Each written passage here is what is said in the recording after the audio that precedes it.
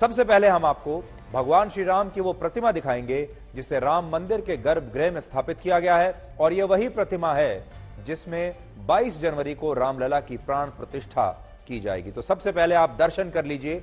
51 inch की यह प्रतिमा श्याम वर्ण की है, जिसमें भगवान श्री राम के 5 वर्ष के बाल रूप को दिखाया गया है, और यह प्रतिमा कर्नाटक की उस शिला से तैयार की गई है जो लगभग 300 करोड़ वर्ष पुरानी मानी जाती है।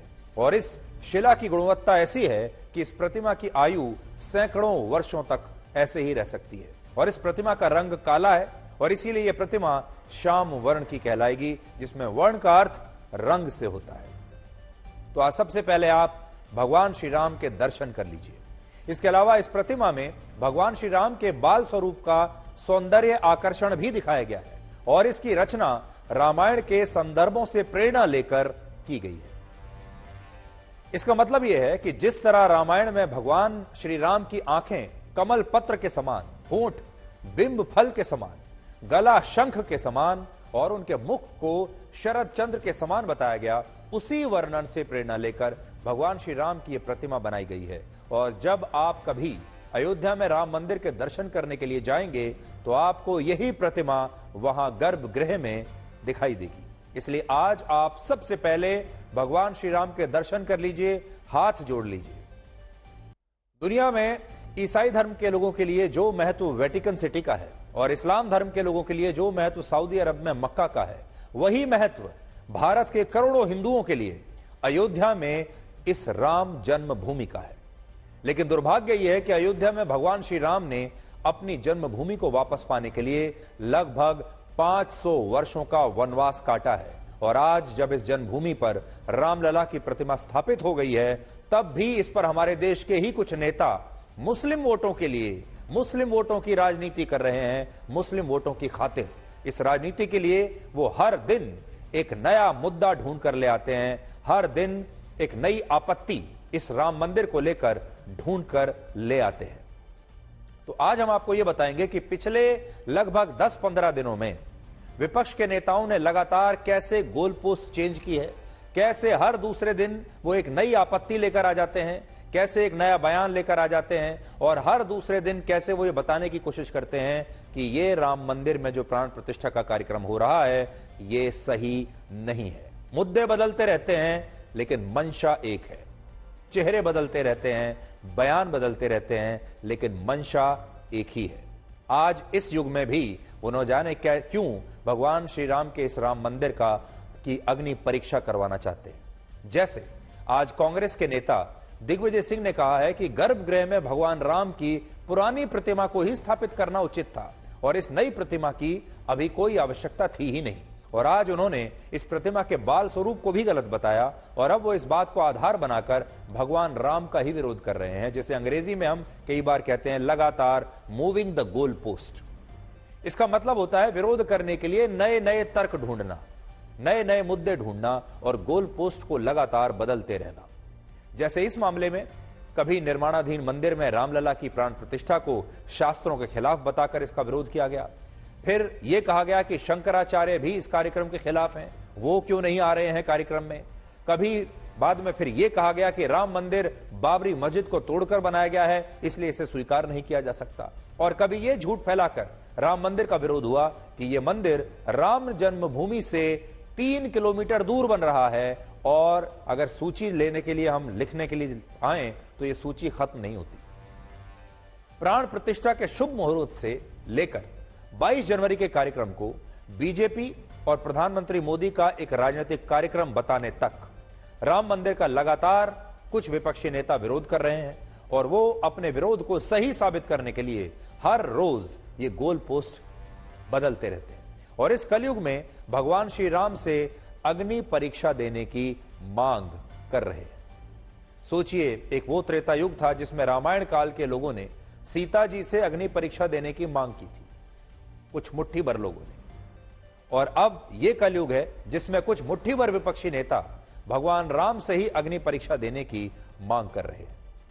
लेकिन हमें लगता है कि भगवान राम से अग्नि परीक्षा मांगकर ये विपक्षी नेता असल में अग्नि यानी आग से खेलने का काम कर रहे हैं, और वे इस बात को समझ नहीं पा रहे, पचा नहीं पा रहे कि इस समय पूरे देश में भगवान श्री राम की जबरदस्त लहर चल रही है, जिसमें पूरा देश राम धुन गा रहा है और भगवान राम की भक्ति में इस कदर डूबा हुआ है कि उत्तर से लेकर दक्षिण तक, पूर्व से लेकर पश्चिम तक हर कोई राममय हो चुका है। ये दिवाली मनाई जाएगी और दुनिया के 60 से ज्यादा देशों में 200 से ज्यादा स्थानों पर उस दिन विशेष कार्यक्रमों का आयोजन होगा और इन देशों में America, Britain, Canada, Australia, Germany, Japan और थाईलैंड जैसे देश शामिल होंगे। बड़ी बात यह है कि 22 जनवरी को अमेरिका में न्यूयॉर्क के टाइम्स स्क्वायर पर रामलला की प्राण प्रतिष्ठा के कार्यक्रम का लाइव प्रसारण होगा और उसी दिन पेरिस में आईफिल टावर से भगवान राम की एक शोभा यात्रा भी निकाली जाएगी और पूरी दुनिया 22 जनवरी के उस क्षण का गवाह बनेगी। और मॉरिशस की सरकार ने तो यह भी ऐलान किया है कि 22 जनवरी को वहां हिंदू कर्मचारी रामलला की प्राण प्रतिष्ठा के कार्यक्रम को देखने के लिए 2 घंटे का एक ब्रेक भी ले सकते हैं। इसके अलावा भारत में केंद्र सरकार ने अपने कर्मचारियों के लिए 22 जनवरी को आधे दिन की छुट्टी का ऐलान किया है और उस दिन सभी सरकारी बैंक और केंद्रीय विश्वविद्यालय और दूसरे केंद्रीय संस्थान भी दोपहर 2:30 बजे तक बंद रहेंगे। और उत्तर प्रदेश और उत्तराखंड में कुछ प्राइवेट बैंकों ने भी अपने कर्मचारियों को आधे दिन की छुट्टी देने का ऐलान किया है। इसके अलावा उत्तर प्रदेश, गोवा, मध्य प्रदेश, महाराष्ट्र और छत्तीसगढ़ में 22 जनवरी को सभी सरकारी दफ्तर, स्कूल और कॉलेज बंद रहेंगे, जबकि हरियाणा, त्रिपुरा, उड़ीसा, गुजरात, असम और उत्तराखंड में उस दिन सरकारी कर्मचारियों को औपचारिक रूप से आधे दिन की छुट्टी दी जाएगी। लेकिन दुख की बात यह है कि जिन राज्यों में विपक्षी पार्टियों की सरकारें हैं, वहां 22 जनवरी को किसी भी प्रकार की कोई छुट्टी नहीं है। और इससे आप ये समझ सकते हैं कि हमारे देश के विपक्षी दल कैसे खुद को धर्मनिरपेक्ष साबित करने के लिए राम मंदिर का पूर्ण रूप से बहिष्कार कर रहे हैं। और इस बात को भी शायद वो समझना ही नहीं चाहते कि इस मंदिर का निर्माण इस देश के करोड़ों लोगों के दान के पैसे से हुआ है और सुप्रीम कोर्ट के आदेश से हुआ है। और ये सारे लोग इन विपक्षी दलों की धर्मनिरपेक्षता को अब अच्छी तरह से देख रहे हैं और परख रहे हैं। तो राम मंदिर को लेकर भी देखिए, भगवान श्री राम का ही ये देश 2 हिस्सों में बंट गया है। एक बड़ा हिस्सा वो है जहां लोगों का दिल भगवान श्री राम के साथ है, जहां लोग राम धुन में डूबे हुए हैं, राम भक्ति में डूबे हुए हैं।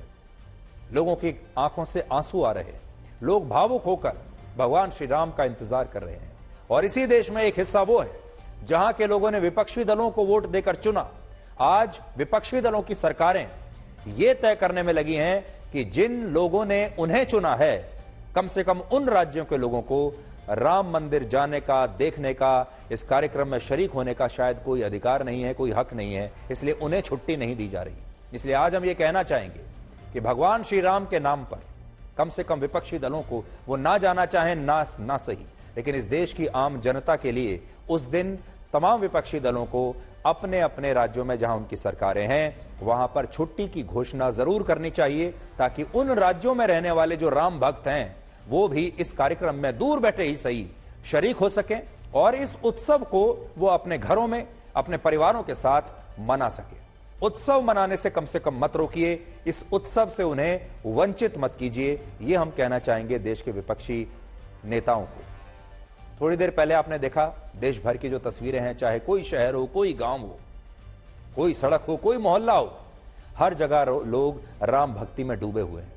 लेकिन सोचिए, हमारे विपक्ष के नेता इस लहर को देख ही नहीं पा रहे, इस जन सैलाब को वो देख नहीं पा रहे, इसे समझ नहीं पा रहे। कितनी बड़ी क्रांति इस देश में हो रही है, इसे वो समझ नहीं पा रहे। और ये जो देश है, ये आज आखिरकार अपनी पहचान को वापस पा रहा है, अपनी संस्कृति को वापस पा रहा है और उसे अपनी संस्कृति पर गर्व हो रहा है।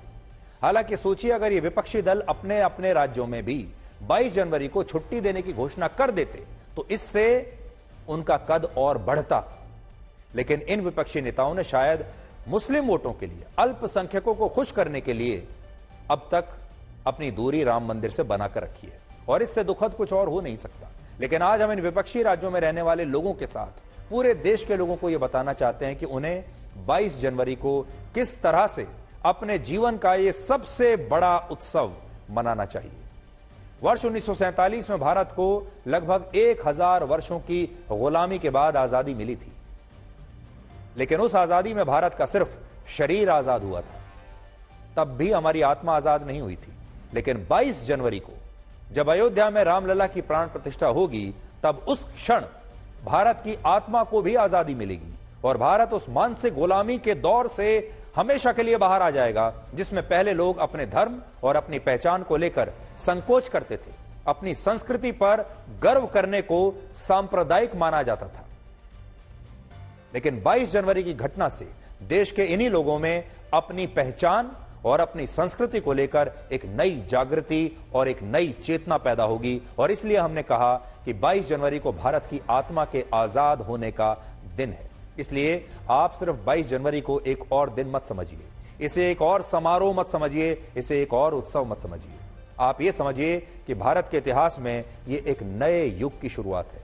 और सबसे बड़ी बात यह है, अभी से जो आप मूड देख रहे हैं भारत का, भारत के लोगों का, भारत के बच्चे बच्चे का, वो मूड ये है जैसे भारत को अपनी हजारों वर्षों वो पुरानी जो पहचान है, वो एक पहचान एक तरीके से भारत के लोगों को मिल गई है। उस संस्कृति पर अब भारत के लोगों को हमेशा के लिए गर्व होगा। जहां पहले उन्हें यह बता दिया जाता था कि अगर आपने तिलक किया, जय श्री राम का नारा बोला, राजा रामचंद्र की जय अगर आपने कह दिया, तो आपको सांप्रदायिक मान लिया जाएगा। अगर आपने ये कह दिया, नेता ने अगर ये कह दिया, नेता अगर मंदिर चला गया और उसने तिलक लगा लिया, भगवान श्री राम की पूजा कर ली, तो फिर अल्पसंख्यक उसे वोट नहीं देंगे। और हमारे देश के जो नेता हैं बड़े बड़े, अभी तक के जो जितने भी प्रधानमंत्री रहे हैं, वो इसी डर से अपनी एक दूरी बनाकर रखते थे भगवान श्री राम से। लेकिन पहली बार एक ऐसी सरकार है और एक ऐसा प्रधानमंत्री है जो कि फ्रंट फुट पर खेल रहा है और पूरी दुनिया को, देश नहीं दुनिया को यह बता रहा है कि उसे अपने हिंदू होने पर गर्व है। और यह आपके जीवन काल का भी सबसे महत्वपूर्ण दिन होगा। इसलिए इस दिन आपको अपने घर की सबसे पहले साफ सफाई करनी चाहिए। अपने घर के आसपास जो मंदिर हैं आपके, भगवान श्री राम का मंदिर हो या कोई भी मंदिर हो, उस मंदिर में आपको जाकर सफाई करनी है। अपने घर को साफ करना है, अपने मंदिर को साफ करना है, फिर अपने मन की साफ सफाई आपको करनी है। उस दिन आपको अपने बेहतरीन नए कपड़े पहनने चाहिए। घर परिवार में शानदार स्वादिष्ट पकवान बनाइए और इन पकवानों को अपने परिवार में सबके साथ बैठकर खाइए और भगवान राम की भक्ति में लीन हो जाइए। और आप कल्पना कीजिए, जब 14 वर्षों के वनवास से लौटकर भगवान राम अयोध्या वापस आए थे और अयोध्या में भव्य उत्सव मनाया गया था, वो उत्सव कैसा रहा होगा। जरा कल्पना कीजिए, आपके मन में कैसी तस्वीरें आती हैं। भगवान राम के लौटने पर अयोध्या में जो तस्वीर थी, जो स्वागत था, जो उत्सव था, वैसा ही उत्सव आपको अपने घर में, अपने परिवार में, अपने मोहल्ले में, अपने गांव में, अपने शहर में 22 जनवरी को मनाना चाहिए। और यह मैं आपकी कल्पना पर छोड़ता हूं कि आपकी कल्पना में वो कैसा दृश्य आता है जब भगवान श्री राम वनवास के बाद लौटे थे, रावण का वध करने के बाद। इसलिए भारत के लोगों के लिए इसमें 2 संदेश हैं। पहला, उन्हें उनकी पहचान मिल रही है और उनकी संस्कृति मिल रही है, जिस पर उन्हें अब गर्व होना चाहिए। अब कोई और उन्हें यह नहीं कहेगा कि आप सांप्रदायिक हैं। और दूसरी बात यह है कि यह उनके जीवन में भी एक नया युग है, जब हमारे देश के लोग अपनी इस पहचान पर गर्व करना शुरू कर देंगे। और अपने घर में आप दिवाली की तरह उस दिन दिए जलाइए। और यही अपील प्रधानमंत्री नरेंद्र मोदी ने भी देश के लोगों से की है। आज प्रधानमंत्री मोदी महाराष्ट्र के सोलापुर में थे, जहां उन्होंने लोगों से यह आग्रह किया कि वो 22 जनवरी को अपने अपने घरों पर राम ज्योति जलाएं। और प्रधानमंत्री मोदी ने यह अपील जिस कार्यक्रम में की है, उसमें वो लोगों को प्रधानमंत्री आवास योजना के तहत बनाए गए नए घरों की चाबी उन्हें सौंप रहे थे। और क्योंकि 22 जनवरी को भगवान राम को भी 500 वर्षों के बाद अपनी जन्मभूमि पर अपना नया घर मिल रहा है, इसीलिए इस बात को याद करते हुए आज प्रधानमंत्री मोदी काफी भावुक हो गए और वो इन दोनों बातों को जोड़कर कह रहे थे कि 500 वर्षों के बाद भगवान श्री राम को भी अपना नया घर मिल रहा है और यहां गरीबों को भी प्रधानमंत्री 22 जनवरी को ही उन नए घरों में उनका गृह प्रवेश करवाएंगे।